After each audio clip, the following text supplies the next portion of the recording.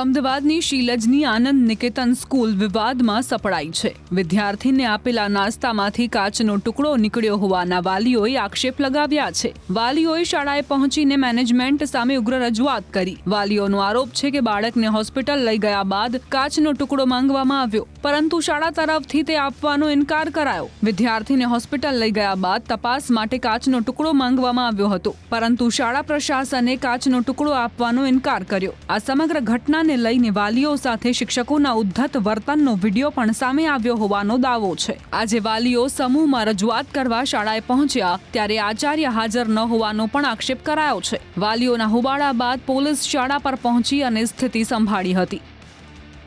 મારો ડિમાન્ડ એ નથી, હવે તો કશું નહીં, મારું છોકરું જે સફર થવાનું છે થવાનું જ છે।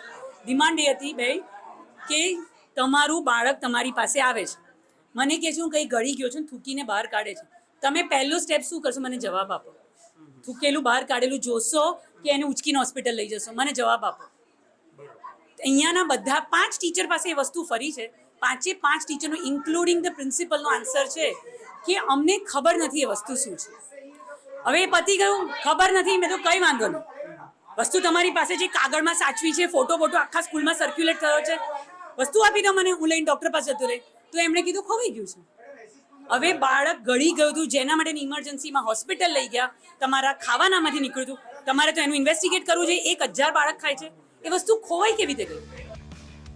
એટલું જ નહીં, વાલીઓએ છેલ્લા 1 મહિનાથી શાળામાં પ્રાર્થના ન થતી હોવાનો અને નેશનલ એન્થમ ન ગવડાવાતું હોવાનો પણ આક્ષેપ કર્યો છે। અન્ય ધર્મનું પુસ્તક વાંચવા દબાણ કરાતું હોવાના આક્ષેપે વિવાદને વધુ વેગ આપ્યો છે। स्कूल का मैनेजमेंट है ही नहीं, हम किससे बात करें हमें पता ही नहीं, प्रिंसिपल नहीं है, कोई डायरेक्टर या कुछ भी नहीं है स्कूल में, कोई प्रॉपर एकेडमिक फॉलो नहीं किया जा रहा है। एनुअल फंक्शन अगस्त मंथ में करवाया जा रहा है और एकेडमिक का कोई पता ही नहीं है। पढ़ाई बंद करा के 1 महीने तक इनको एनुअल फंक्शन की प्रिपरेशन कराई जा रही है एंड उसके बाद उनके एग्जाम्स राखी के फेस्टिवल में उनके एग्जाम्स रखे गए, अगेन नवरात्रि में उनके हाफ ईयरली एग्जाम्स रखे गए हैं, जो कि हमें समझ ही नहीं आ रहा है वाई एनुअल फंक्शन जल्दी करा के एग्जाम को फेस्टिवल में कराने का कोई समझ में नहीं आया। एंड नेक्स्ट, रथ यात्रा की हमें कोई वेकेशन या छुट्टी नहीं मिल रही है और हमें यहाँ पे ईद की छुट्टी दी जा रही है। और उसके बाद है कि फूड के इश्यूज़ के बारे में तो आई मस्ट से कि मतलब एंडलेस लिस्ट है। फूड में कभी कभी मच्छर आ रहे हैं, कभी मक्खी आ रही है, कभी कीड़ा आ रहा है, कभी बाल आ रहे हैं, कभी कॉकरोच आ रहे हैं। उसके बाद बच्चों को ये कहा जा रहा है इसको निकाल के तुम लोग साइड कर दो और तुम लोग अपना खाना खा लो। This is not acceptable.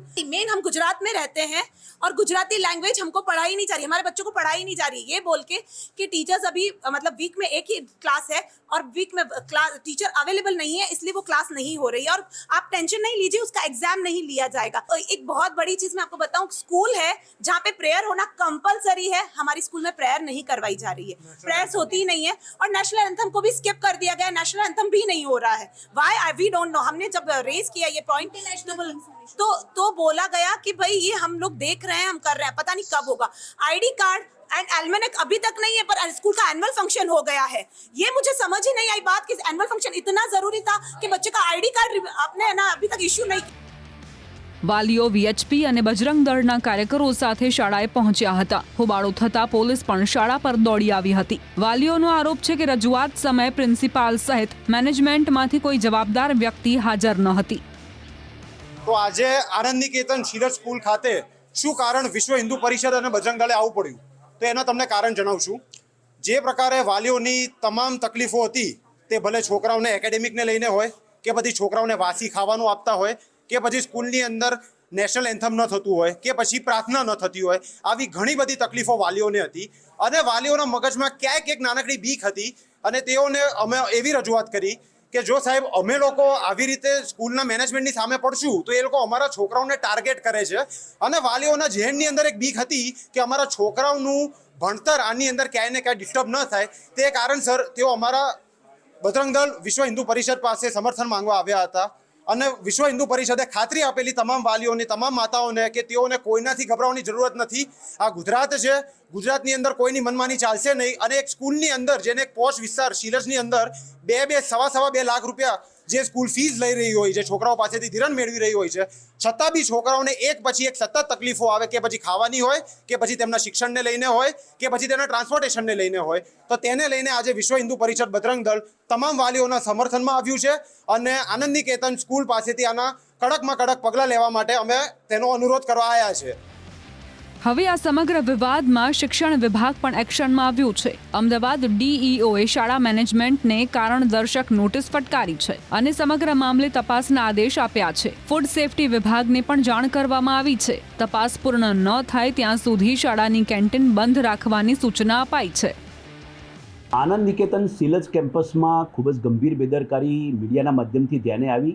લગભગ એકાદ કલાક પહેલાં મીડિયા માધ્યમથી એવી જાણવા મળેલી માહિતીમાં એક કાચનો ટુકડો છે એ વિદ્યાર્થીના નાસ્તામાં શાળા દ્વારા જે આપવામાં આવે છે તેમાં ધ્યાને આવ્યો છે, જોવા મળ્યો છે.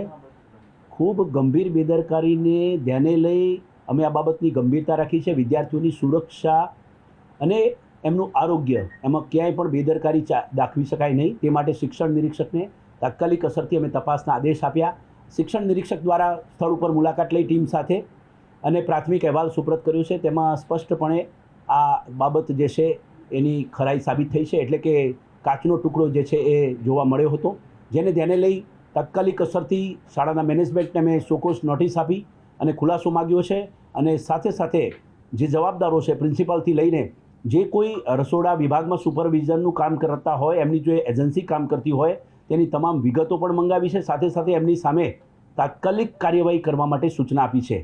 કારણ કે આ વિદ્યાર્થીઓના આરોગ્ય અને સુરક્ષાનો સવાલ છે, ત્યારે આમાં ક્યાંય પણ જે છે એ ઢીલાસ ન રાખી શકાય. એટલા માટે અમે સ્કૂલ મેનેજમેન્ટને તાત્કાલિક જવાબદારો સામે પોલીસ ફરિયાદ પણ દાખલ કરો અને સાથે સાથે એમને જરૂર પડે અને એમને તાત્કાલિક આ કાર્યવાહીમાંથી મુક્ત કરો. આ બાબતની પણ સ્કૂલ મેનેજમેન્ટને જણાવ્યું છે. હવે સવાલ એ છે કે વિદ્યાર્થીના નાસ્તામાં ખરેખર કાચનો ટુકડો કેવી રીતે આવ્યો અને વાલીઓ દ્વારા કરવામાં આવેલા અન્ય આક્ષેપોમાં કેટલી હકીકત છે. તપાસનો રિપોર્ટ જ સમગ્ર વિવાદનું સાચું ચિત્ર સ્પષ્ટ કરશે.